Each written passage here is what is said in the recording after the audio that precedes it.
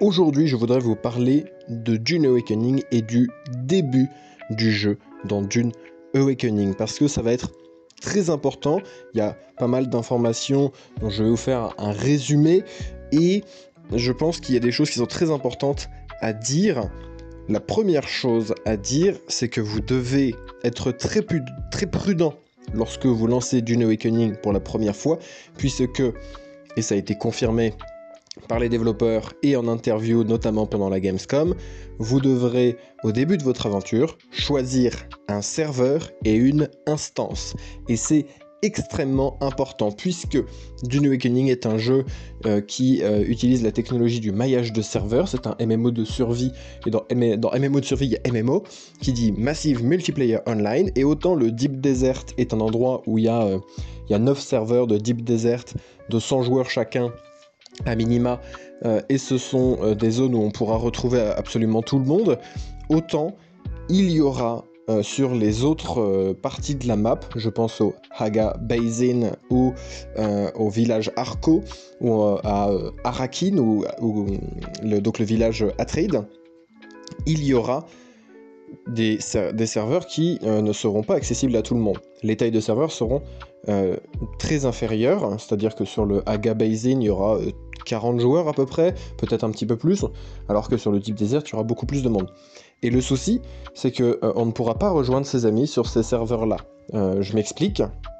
Lorsque vous, en Deep Desert, vous pouvez rejoindre vos amis très facilement, mais quand vous allez sur le serveur Haga Basin, eh bien, si vous êtes sur le serveur Europe 17 et que vos amis sont sur le serveur Europe 18, eh bien, vous ne pourrez pas les rejoindre. C'est quelque chose d'important à comprendre. Lorsque vous faites votre personnage, la première fois en fait que vous créez votre personnage, vous devez choisir une région et un numéro.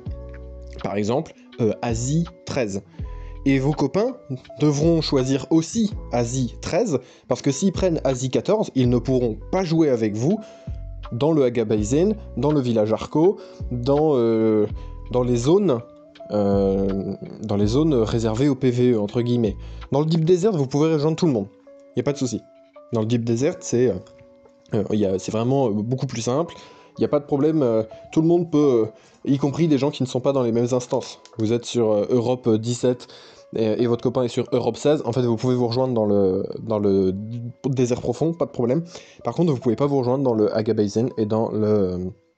Donc, ce qui est important, et là je parle surtout aux guildes qui m'écoutent, même aux groupes de potes, mais surtout aux guildes qui m'écoutent, ça a été confirmé par la développeur, hein, je vous dis pas des cracks. Lorsque vous lancerez le jeu pour la première fois, chaque guilde devra définir, nous on joue sur tel serveur, telle région, telle instance.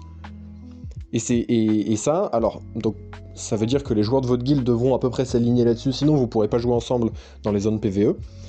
Et ça veut dire éventuellement que les guildes entre elles pourront peut-être s'aligner un petit peu là-dessus. C'est-à-dire que si tu veux jouer avec... Il y a deux guildes qui veulent jouer ensemble, bah, ça peut être intéressant de choisir le même serveur pour pouvoir jouer ensemble.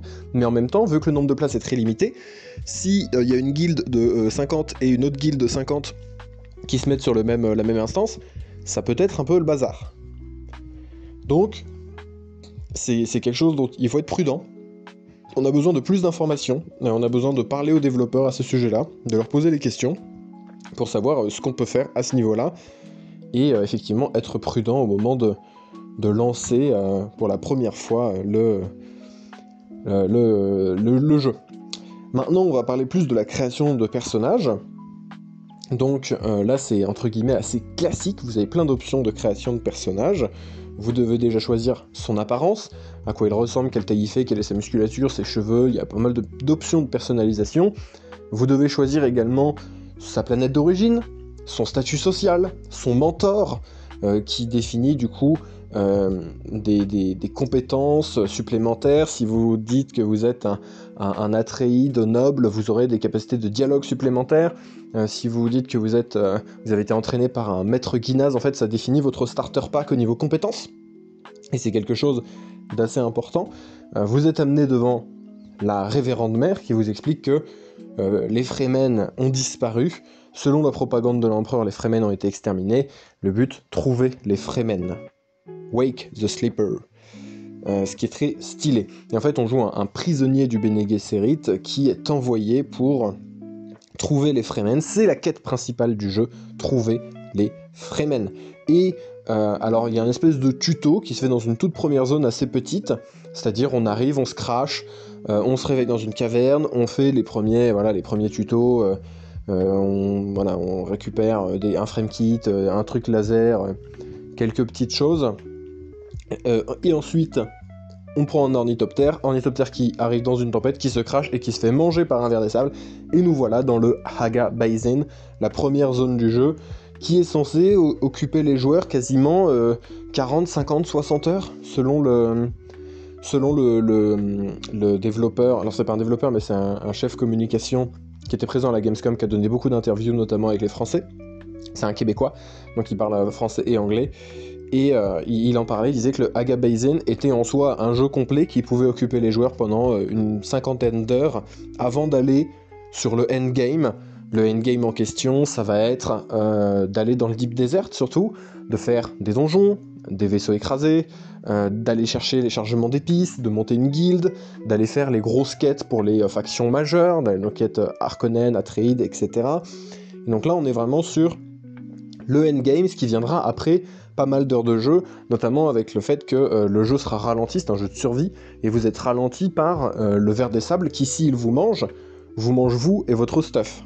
Et ça peut être un gros facteur de ralentissement. Si vous avez joué 20 heures de jeu et que vous vous faites manger, vous perdez tout votre équipement, vous perdez tout ce que vous avez sur vous, et c'est fini pour ça. Donc, alors, vous avez votre base, etc., vous avez les compétences, vous avez un tas de choses, mais tout le stuff accumulé peut être perdu, peut être mangé par un ver des sables, et c'est pas facilement esquivable, vous pouvez pas dodge le ver, et il racontait que lors de la Gamescom, il y avait plein de joueurs qui avaient joué, et qu'en 2 heures de jeu, tous les joueurs s'étaient fait bouffer au moins une fois par le ver des sables.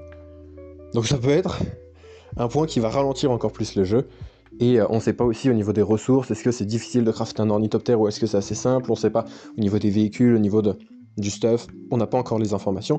Vous avez le début du jeu dans Dune Awakening, vous avez les principales informations. Je vais développer plusieurs autres points du jeu en résumant un petit peu toutes les infos qu'on a, en parlant du PVP, en parlant des donjons, en parlant du système, etc. N'hésitez pas à me dire si ça vous a plu, n'hésitez pas à vous abonner à cette chaîne YouTube, à rejoindre les différents Discord. Il y a un Discord anglophone officiel de Funcom, il y a aussi le Discord français, avec le plus de français possible, n'hésitez pas à rejoindre, on est 350, on essaye de monter, n'hésitez pas à nous rejoindre. Si vous êtes intéressé par le roleplay, il y a ma guilde roleplay, mais il y en a bien d'autres sur le serveur français, parce que ma guilde s'est orientée roleplay, un petit peu PvE, PvP, mais il y a d'autres guildes orientées PvP, orientées roleplay ou pas, orientées PvE, enfin il y a plein de choses.